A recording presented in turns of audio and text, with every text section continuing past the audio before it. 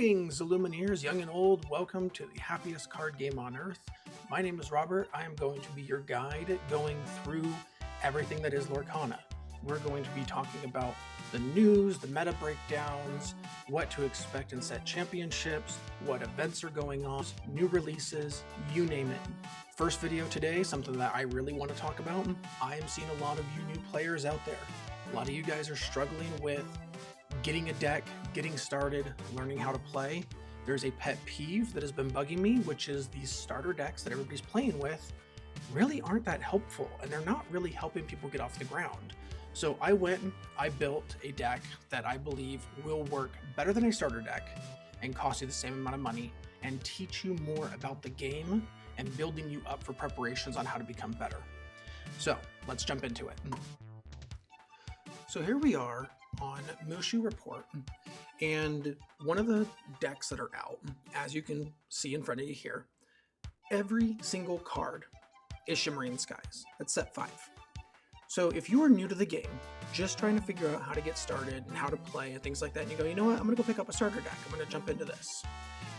You're going to be facing opponents that have cards from set 1, set 2, set 3, set 4, and you're not going to know how to deal with those. You're not going to know how to combat Bell, or how to deal with Tamatoa, or how to play against Steel Song, because you don't really have other cards.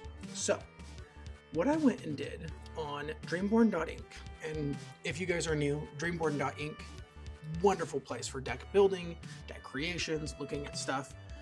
This is going to be a blue steel deck that runs you right about the same cost as what it would be to buy a starter deck. The only downfall to this deck is if you buy the cards online or if you get them individually, you do got to wait for shipping. They're not just readily available to pull out of a box. However, a lot of the times if you go to local card shops, if you talk to people that are there, a lot of these cards people will probably just give you for free. They're very inexpensive cards, as you can see. So we have cards like Cloud Kicker, a great one-cost option. You can put him in play immediately. He does have Ward. This is something that a lot of the starter decks don't teach you. Ward means that they can't be targeted, so huge benefit in that aspect.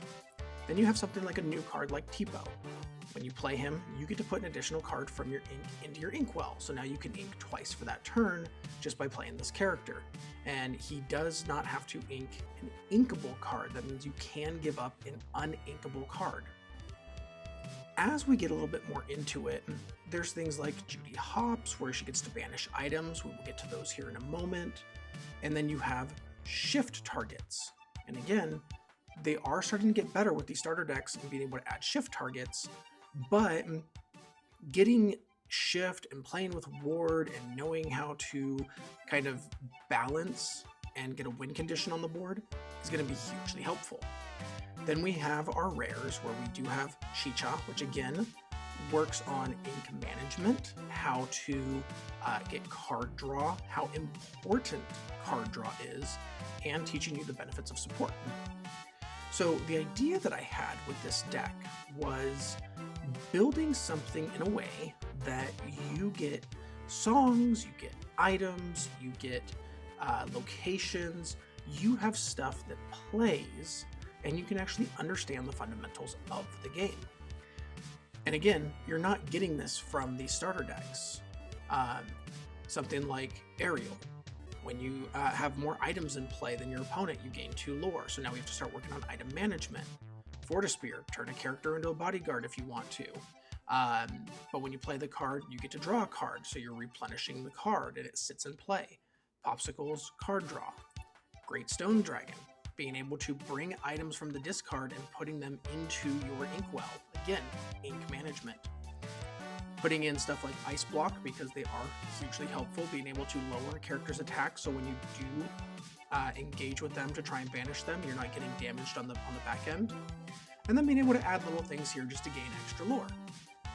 So this whole deck is comprised of trying to be something that you can gain ink, gain lore, understand the basics, have fun with it, and start playing with stuff from all different decks.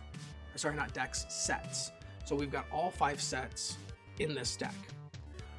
Once you get comfortable with it, and I will probably do this in a later video, you can start making changes to the deck and adding in more expensive cards to continue to play this type of lifestyle. And this is actually a pretty competitive deck. Granted, maybe not quite there for a set championship deck. I will have another video on that here within the coming days.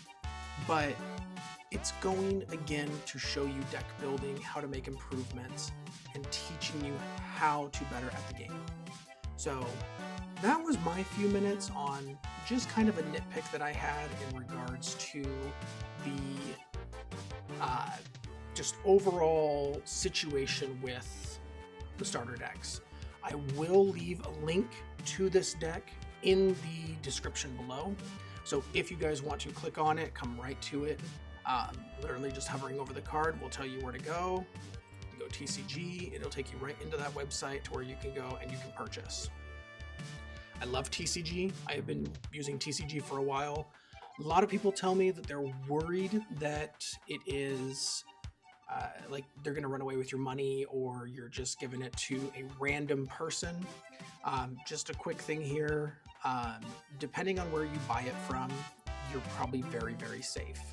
So nothing against anybody that I'm going to point out, but when I look and I go shopping for cards, if I see something that's like 112 sales, now granted, they are 100% satisfaction, but I'm like, they're only 112 sales, maybe a smaller store. I tend to kind of lean more towards these guys that have 50,000 plus that are almost at a perfect score. When you order cards from them, should something happen where they don't show up in the mail or they show up damaged, 99% of the time, I want to say 100, I just haven't worked with everybody. When you talk with these stores, they'll refund you or they'll send you another card if something were to happen. So again, really, really awesome. I love TCG. So much easier in getting a hold of cards. Biggest drawback, ship time.